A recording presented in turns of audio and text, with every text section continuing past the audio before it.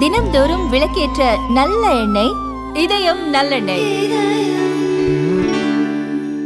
ஆதிதிராவிடர் மற்றும் பழங்குடியினர் நல மக்களுடைய பொருளாதார மேம்பாட்டிற்காக ஈரோடு மாவட்டம் ஈங்கூர் பெருந்துறை சிப்காட்டுங்கிறது 2024 ஜீவோ 2025 மார்ச்சில் இதுக்கான கட்டட வேலைகள் அதற்கான முன்னேற்பாடுகள் தொடங்கியிருக்கிறாங்க.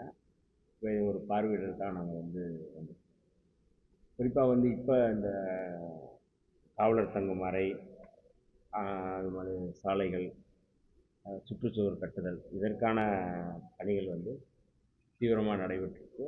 சாலைகள் ஏறக்குறைய முடிச்சிட்டாங்க. அதுபோல் காவலர் தங்கும் அறைகளும் வேலை நடந்துகிட்ருக்கு. சுற்றுச்சுவரும் ஏறக்குறைய முடிச்சிருக்கிறாங்க. இதுக்கான பட்ஜெட் 18.3 கோடி ரூபா ஒதுக்கியிருக்கிறாங்க. அது இல்லாமல் plug and play industrial park அப்படிங்கிற இதில் அதுக்கு தனியாக 11.2 கோடி ரூபா அரசு ஒதுக்கியிருக்கிறது. அதில் ரொம்ப முக்கியமாக செப்டம்பரில் அதை முடிக்கிறோம் அப்படின்னு சொல்லி சொல்லியிருக்கிறாங்க. அதுதான் அக்ரிமெண்ட்டாகவும் போட்டிருக்கிறாங்க. அதனால் ஆகஸ்ட்டு செப்டம்பர் இந்த 2 மாதத்தில் இந்த பின்னலாடை சிப்காட் விரைவில் தொடங்கப்படும் அப்படிங்கிறது ஒரு மகிழ்ச்சியான செய்தி. இதில் 200 பயனாளர்கள் பயனடையக்கூடியவர்களாக இருக்கிறாங்க. இப்போ ஒரு 30% தான் அப்ளிகேஷன் போட்டிருக்கிறாங்க. இன்னும் மீதி 70% விண்ணப்பங்கள் நாங்கள் வரவேற்கிறோம். அதாவது தொழில் செய்ய விரும்புகிறவர்கள், தொழில் முனைவோர்கள் இதை மிக சிறப்பாக பயன்படுத்துவதற்கு வாய்ப்பாக தான் உருவாக்கியிருக்கிறோம். ஆகவே இந்த தமிழ்நாடு முழுக்க இருக்கக்கூடியவர்கள் இதில் பயனாளர்களாக உள்ளே பயனிடக்கூடிய ஒரு வாய்ப்பாகத்தான் நாங்கள் போர்ட்டலில் போட்டிருக்கிறோம். கட்டாயம் இது மிகப்பெரிய வரப்பிரசாதமாக இந்த பகுதியில் மட்டுமல்ல, தமிழ்நாடு முழுக்க இருக்கிற தொழில் முனைவோர்கள் இதை பயன்படுத்தலாம் என்று எங்களுடைய துறை சார்பாக நாங்கள் கேட்டுக்கொள்கிறோம். நீண்ட நாட்களில் பயன்பாடு இல்லாமல் இருக்குது. ஒரு 20-25 வருஷங்கள் பயன்படுது. மேக்ஸிமம் பில்டிங் எல்லாமே டேமேஜ் ஆகிருக்கு. இதெல்லாம் ஃபுல்லாக ரெமினரேஷன் கொண்டு 30 வருஷமாக மேலே தான் இது ஆயிருக்கு. நீங்கள் சொல்கிறது இந்த பில்டிங்கே இப்போ அப்படி தான் இருக்குது. அதெல்லாம் ஆய்வு பண்ணியிருக்கோம். ஒவ்வொரு பில்டிங்காக நம்ம இப்போ நீங்கள் பார்த்துருப்பீங்க. எந்தெந்த பில்டிங் நல்லா இருக்குது, அதாவது சரியாக இருக்குது, இதை ஒர்க் பண்ணலாம் அப்படிங்கிற பில்டிங்கையும் டெமாலிஷ் பண்ணி தான் ஆகணும் அப்படிங்கிற பில்டிங் கணக்கெடுக்கக்கூடியது. ஏன்னா மொத்தம் 100 ஏக்கர். 100 ஏக்கரில் எதுவெல்லாம் நீங்கள் ரெனோவேஷன் பண்ண முடியும் அப்படிங்கிற பில்டிங்கு அது தனியாக ஒரு கணக்கு. இல்லை நீங்கள் இதெல்லாம் பயன்படுத்தவே முடியாது, இதை இடிச்சிட்டு டெமாலிஷ் பண்ணிட்டு தான் பண்ண முடியும் அப்படிங்கிற 2 விதமாக நம்ம எடுக்க வச்சுருக்கோம். அதையும் கணக்கு எடுத்துகிட்டு அதில் நாங்கள் எது செய்யணும் அப்படிங்கிறத அந்த அடிப்படையில் நாங்கள் 30 ஆண்டு காலமாக கிடப்பில் போடப்பட்டிருக்கான காரணம் ஏற்றனால. ஏன்னா அதிமுக மாறி ஆட்சி ஆனாங்க. 30 வருஷமாக போட்டே நடவடிக்கை எடுத்துருக்கலாமே. 96 கட்டப்பட்ட பில்டிங் ஏன் அப்படியே கிடப்பில் கிடக்கு? நீங்கள் அவங்ககிட்ட தான் கேட்கணும். இல்லை இப்போ கூட 30% தான் வராங்க.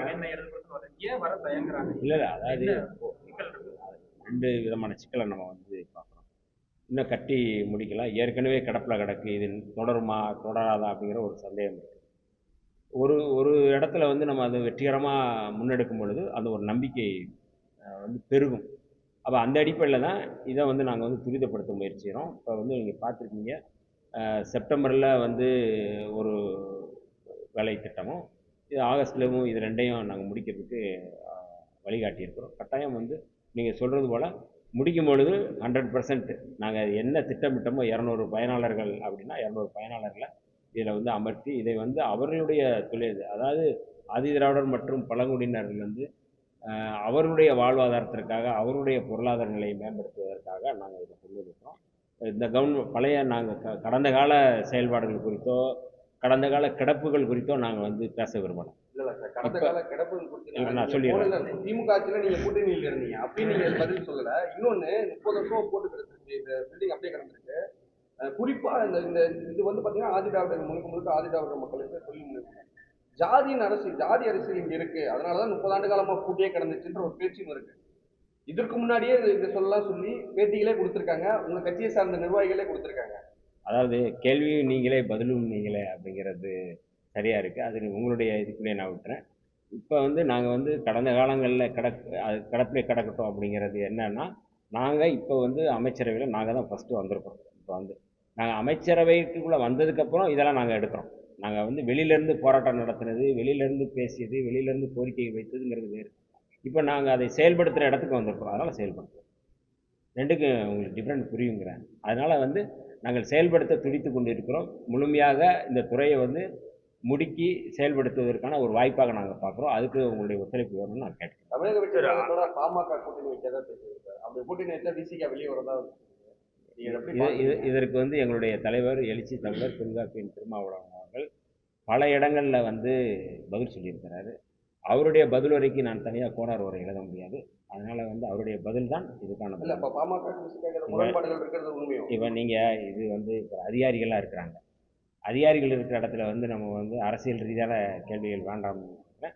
இந்த துறை சம்பந்தமாக நீங்கள் வந்து கேள்வி வைப்பது நல்லது. ஏன்னா அவங்களுக்கு தர்ம சங்கடமாக ஆதிதிராவிடர் நலத்துறையை வந்து சமூக நலத்துறைன்னு சொல்லி சமூக நீதித்துறை சமூக நீதித்துறைன்னு மாற்றிருக்காங்க. தலைவர் கூட திருவண்ணாமலை சார் கூட அறிவிச்சிருக்காரு. இது பேர் மறுபடியும் மாற்றணும்னு சொல்லி இது பண்ணியிருக்காரு. உங்களுடைய எங்களுடைய தலைவர் அவர்களுடைய கருத்து தான் தொண்டனுடைய கருத்து. தலைவருடைய கருத்துக்கு உட்பட்டு கட்டுப்பட்டு இருப்பவர்கள் தான் உண்மையான தொண்டர்களாக இருக்க முடியும். நான் வந்து தலைவருடைய கருத்துக்கு நான் வந்து அவருடைய முன்மொழிந்ததை நான் வழிமொழி. என்ன காரணம் பெயர் அதான் நான் சொல்கிறேன்ல, அது அவர் முன்மொழிந்ததை நான் வழிமொழிகின்றேன். அவ்வளோதான். இதுக்கு முன்னாடி இந்த மாதிரி கேள்வி எழுதும்போது இந்த பெயர் மாற்றம் எந்த ஒரு மட்டுப்படுத்தாது அப்படின்னா நீங்கள் பேசுறீங்க. இப்போ கூட தலைவர் அவர்கள் தான் தொண்டர் அப்படின்னு சொல்லியிருக்கீங்க. உங்கள் தலைவருங்கிறது உங்கள் கட்சியோட இருக்கும். இப்போ நீங்கள் அமைச்சரவையில் இருக்கீங்க, தமிழக அரசோட நீங்கள் அப்படி இருக்கும்போது ஒரு கட்சி தலைவரோட நீங்கள் சமூக நீதி துறையில் நான் ஒரு அமைச்சராக இருந்து அதற்கான பணி செய்கிறேன். அது அரசியல் ரீதியானது. அதில் நான் ஆரம்பத்திலே சொன்னேன், அரசியல் ரீதியான கேள்விகள் தனியாக கேட்போம், தனியாக பேசுகிறோம். இது வந்து ஒரு சமூக நீதித்துறை தொடர்பாக அதிகாரிகளோடு நம்ம வந்து கலந்துரையாடி அது சம்மந்தமாக அதுதான் சொல்கிறேன்னா, சமூக நீதித்துறை தொடர்பான செயல்பாடுகள் மட்டும் நம்ம பேசுவோம். தலைவர் பேசியது, தலைவர் குறித்ததெல்லாம் வந்து தனியாக நம்ம தொடர்ந்து இருவேறு கருத்துக்களை தெரிவிக்கிறீங்க. சமூக நீதித்துறை பேர் மாற்றத்துக்காக இருவேறு கருத்துக்கள் இருவேறு கருத்துக்கள் அல்ல. தலைவருடைய கருத்து தான் என்னுடைய கருத்து. இப்போ நான் தெளிவுபடுத்துறேன். தலைவருடைய கருத்து தான் என்னுடைய கருத்து. தலைவருடைய கருத்துக்கு முரண்பாடாக யாரும் நாங்கள் பேச மாட்டோம். தலைவர் என்ன சொல்கிறாரோ அதுதான் எங்களுடைய கருத்து. சார், மலைப்பகுதிகள் இருக்குல்ல, ஆதிதிராவிடர் பள்ளிகளில் தரம் உயர்த்தப்படுமா? கேமரா சில இடங்கள்ல இல்லை, பழங்குடியினத்தில் கடந்த இப்போ நான் பொறுப்பேற்று இந்த 1 மாத காலத்திற்குள் பல்வேறு இடங்களில் வந்து மலைப்பகுதியில் இருக்கின்ற பழங்குடி மக்களுடைய பள்ளிகளை நாங்கள் வந்து பள்ளிகள், விடுதிகள், சாலைகள், அந்த பகுதியில் இருக்கிற வாழ்நிலை சூழல் எல்லாத்தையும் நாங்கள் ஆய்வு செஞ்சுருக்கோம். அவங்களுடைய கோரிக்கைகள்லாம் நாங்கள் வந்து எடுத்துருக்கோம். பள்ளிகள் என்னென்ன தேவை இருக்குது, விடுதிகள் என்னென்ன தேவை இருக்குது, மக்களுக்கு என்னென்ன தேவை இருக்குது என்பதை நாங்கள் வந்து கண்டறிந்து அதற்கான வழிகாட்டுதலை, அதற்கான செயல்பாட்டு திட்டங்களை நாங்கள் வந்து முன்னெடுத்துருக்கிறோம். இந்த பட்ஜெட் முடிந்த பிறகு அதற்கான வேலை திட்டங்கள் தொடங்கும். நிறைய இடங்களில் நீங்கள் சொல்வது கேமரா கேட்குறாங்க, சிசிடிவி கேட்குறாங்க, வகுப்பறைகள் ஸ்மார்ட் வகுப்பறைகள் கேட்குறாங்க, விடுதிகளில் வந்து நிறையா தண்ணீர் பிரச்சனை இருக்குன்னு சொல்கிறாங்க, விடுதிகளை தரப்படுத்துதல் உருவாக்குறது எல்லாத்தையும் நம்ம வந்து கணக்கில் எடுத்துகிட்டு இந்த பட்ஜெட் முடிஞ்சதுக்கான அதற்கான வேலைகளை வந்து நாங்கள் நேற்று கூட பார்த்தீங்கன்னா சிஎம் ஒரு இடத்துல திடீர்னு விசிட் பண்ணார். மாணவர்கள் வந்து உணவு தரமா இல்லை அப்படின்னு சொல்லி ஒரு புகார் அளித்தார். இல்லை, தமிழகத்தின் பல்வேறு பகுதிகளில் வந்து இந்த மாதிரி சூழல் இருக்குது. சிஎம் போகிறாங்க வராங்கன்னு அவங்களுக்கு தெரியுது நினைக்கிறாங்க. அந்த மாதிரி சோதனைகள் திடீர்னு மேற்கொள்ளப்படும் பல்வேறு இடங்கள் இதே பிரச்சனைக்கு மாணவர்கள் தொடர்பு. மாண்புமிகு முதல்வர் அவர்கள் சென்னையில் இருக்கின்ற எம்சி ராஜா விடுதியில் போய் மாணவர்களை வந்து சந்தித்து பேசினா நாங்களும் கூட போயிருந்தோம். மாணவர்கள் வந்து வைக்கின்ற கோரிக்கைகள், அவருடைய தேவைகளை வந்து மிகுந்த கவனத்தோடும் அக்கறையோடும் வந்து கேட்டுக்கொண்டார். எங்ககிட்டையும் வந்து வழிகாட்டியிருக்கிறார். மாண்புமிகு முதல்வர் அவர்கள் என்னென்ன செய்யணும்னு வழிகாட்டியிருக்கிறார்கள். தமிழ்நாடு முழுக்க விடுதிகளுக்கான உணவுக்கு ஒதுக்கப்படுகின்ற நிதியை வந்து கூடுதல் படுத்தணும்னு மாணவர்கள் வந்து கேட்டாங்க. அதை உடனடியாக வந்து இந்த பட்ஜெட்லேயே நாங்கள் வந்து அறிவிக்கிறோம். அதே போல் ஸ்காலர்ஷிப்பு, அதாவது அம்பேத்கர் ஓவர்சீஸ் ஸ்காலர்ஷிப்னு ஒன்று இருக்குது. அந்த ஸ்காலர்ஷிப்பை வந்து கூடுதல் படுத்தணும்னு சொல்லியிருக்காங்க. அதையும் இந்த இதிலே வந்து அறிவிக்கிறோம்னு சொல்லியிருக்காங்க. அதனால் எல்லாவற்றையும் வந்து மாணவர்களுடைய உணவு தேவையாக இருக்கட்டும், அல்லது தங்கு தேவையாக இருக்கட்டும், அங்கே இருக்கிற வசதியாக இருக்கட்டும், எல்லாமே நம்ம வந்து பண்ண சொல்கிறோம். அதில் நீங்கள் சொன்னதோட ஒரு மாணவர் வந்து திடீர்னு கரண்ட்டு கட் ஆகிடுங்க, இங்கே வந்து எங்களுக்கு வந்து இந்த வசதி வேணும் அப்படிங்கிற மாதிரி மின்தடை ஏற்படும் போது அதுக்கான வசதி தேவைப்படுது அப்படின்னு சொன்னாங்க. அதையும் வந்து செய்ய சொல்லி. தொடர்ந்து வர ஆதிதிராவிட மக்களுக்கு கடனுதவி அதிகப்படுத்த இல்லை, அது இந்த முறை அதுக்கான பட்ஜெட் அதெல்லாம் பேசியிருக்கிறோம். எங்கள் நிறைய அந்த மாதிரி கோரிக்கைகள் வந்திருக்கு. அதுக்கான பட்ஜெட்டை கொடுத்தோம்னு சொல்லியிருக்கிறாங்க. அது எல்லாமே இந்த பட்ஜெட்லேயே வந்து நம்ம வந்து சொல்கிறோம். அதாவது வெற்றி மனை திட்டம்னே ஒன்று தனியாக உருவாக்கி ஆதிதிராவிட மற்றும் பழங்குடி மக்களுக்கான மனை பட்டாக்கள் வழங்குறது ரொம்ப கூடுதலாக வந்து செய்யணும் இருக்குது. அதுக்கான பட்ஜெட்லாம் இருக்குது. அதனால் இந்த பட்ஜெட்டில் எல்லாமே வரும். ஒரு ஆக்கப்பூர்வமாக விரிவுபடுத்தப்பட்ட வளமைப்படுத்தப்பட்ட செழுமைப்படுத்தப்பட்ட பட்ஜெட்டாக இந்த மக்களுக்கு இருக்கும் அப்படிங்கிற ஒரு நம்பிக்கையை அதுவும் நீங்கள் வந்து இப்போ பேசியிருக்கிறாங்க. ஏற்கனவே வந்து ஒதுக்கின நிதியை விட கூடுதல் படுத்தணும்னு சொல்லியிருக்கிறாங்க. அதனால் இந்த ஆண்டு வந்து அதுக்கான கூடுதல் நிதி ஒதுக்கப்படும்.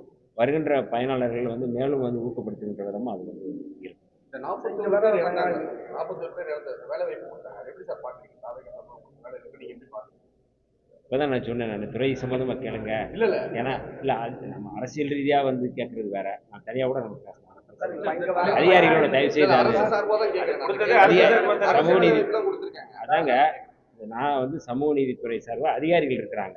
அதனால வந்து இந்த அளவில் நம்ம அமைச்சரா கேட்குற என்னன்னா, இந்த 2 மாத ஆட்சி காலத்தில் சட்ட ஒழுங்கு, காவல் மரணங்கள் இதெல்லாம் எப்படி பார்க்குறீங்க? இல்லை, அதாவது வந்து சரியான திசையில் போயிட்டு இல்லை, நல்ல விதமாக ஒரு ஆக்கப்பூர்வமாக மக்கள் நம்பிக்கைக்குரிய ஒரு அரசாக தாவேக அரசு செயல்படுகிறது என்பதில் எந்த மாற்று கருத்தும் இல்லை. காவல் மரணங்கள் இருக்குது அப்படின்னா, காவல் மரணம் இப்போ வந்து நாகர்கோவிலில் வந்து காவல் மரணம் நடந்திருக்குன்னா அதில் சம்மந்தப்பட்டவர்கள் தப்பிக்க வைக்கலாம். கடந்த முறை வந்து நீங்கள் உங்களுக்கு எல்லாம் தெரியும், ஜெயராஜ் பென்னிக்ஸ் வழக்கில் வந்து எத்தனை போராட்டங்கள் நடத்திய பிறகு எஃப்ஐஆர் போடப்பட்டது அப்படிங்கிறது தெரியும். கோர்ட்டுக்கு போய் எப்படி வந்து அதை கையாண்டாங்கன்னு தெரியும்.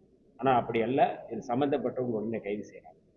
குறிப்பாக வந்து நீங்கள் வந்து காவல் மரணங்கள் எங்காவது நடக்குது அப்படின்னா உடனடியாக அவர்கள் வந்து பணிநீக்கம் செய்யக்கூடிய சூழல் உருவாகும். அதனால் வந்து கடந்த முறையோடு இப்போ ஒப்பிடக்கூடாது. இது ஒரு நம்பிக்கைக்குரிய மக்கள் நம்பிக்கை வைத்து வாக்களித்திருக்கிறார்கள். அந்த நம்பிக்கைக்குரிய ஒரு அரசாக, மக்களுக்கான அரசாக இருக்குது அப்படிங்கிறது எந்த மாற்று கருத்து. கண்டிப்பாக நீங்கள் சொல்றது கரெக்டு. அது சட்டம் ஒழுங்கு பிரச்சனை என்பது போன ஆட்சி நடந்த மாதிரி இந்த ஆட்சி இப்போ கோவிலில் கூட ஒரு காவலர் வந்து பண்ணிட்டு இருக்காரு. அவரும் ஒரு பாலியல் அத்துமீறல். இதுவே காவல்துறையிலேயே இந்த மாதிரியான செயல்கள் நடந்துட்டு இது அரசாங்கம் என்ன எப்படி இதை கவனம் கொள்ளும், இதை எப்படி எதிர்கொள்ள போறீங்க? இது எல்லாமே ஏற்கனவே வந்து இந்த அமைச்சரவை கூட்டத்தில் மாண்புமிகு முதல்வர் அவர்கள் கடுமையான எச்சரிக்கை கொடுத்துருக்கிறார். அதிகாரிகளாக இருந்தாலும் அமைச்சர்களாக இருந்தாலும் நீங்கள் வந்து அத்துமீறி இல்லைன்னா வந்து தவறு செய்யக்கூடாதுன்னு சொல்லி எச்சரிக்கை கொடுத்துருக்கிறார். அது அதிகாரிகளுக்கு மட்டுமல்ல, அமைச்சர்களுக்கும் தான். அது அந்த ஒரு பொறுப்புணர்வோடு செயல்படணும். எந்த அதிகாரிகள் வந்து தவறு செஞ்சாலும் அந்த அதிகாரிகள் வந்து அந்த தவறுகளை தொடர்வாங்க அல்லது அந்த தவறுகளோடு அவங்க வந்து செயல்படுவாங்க அப்படிங்கிறது நீங்கள் நம்ப முடியும், நீங்கள் எதிர்பார்க்க முடியாது. அவர்கள் கட்டாயம் வந்து தண்டிக்கப்படுவார்கள். அதில் எந்த மாற்று கருத்தும், அதில் வந்து எந்த தயவுதாட்சணியும் படாது. அதனால் நீங்கள் வந்து அங்கொன்றும் இங்கொன்றுமாக தாண்டி நடக்கின்ற எந்த வன்கொடுமைகளாக இருக்கட்டும், எந்த படுகொலைகளாக இருக்கட்டும், பெண்களுக்கு எதிரான குற்றங்களாக இருக்கட்டும், அவை எல்லாவற்றையும் தயவுதாட்சணியமின்றி அதை வந்து சட்டத்திற்கு நிறுத்தப்பட்டு அவர்கள் வந்து தண்டனைக்குள்ளாக்குகிறார்கள். அதுதான் ரொம்ப மோசமான ஒரு சூழல் உருவாகுது.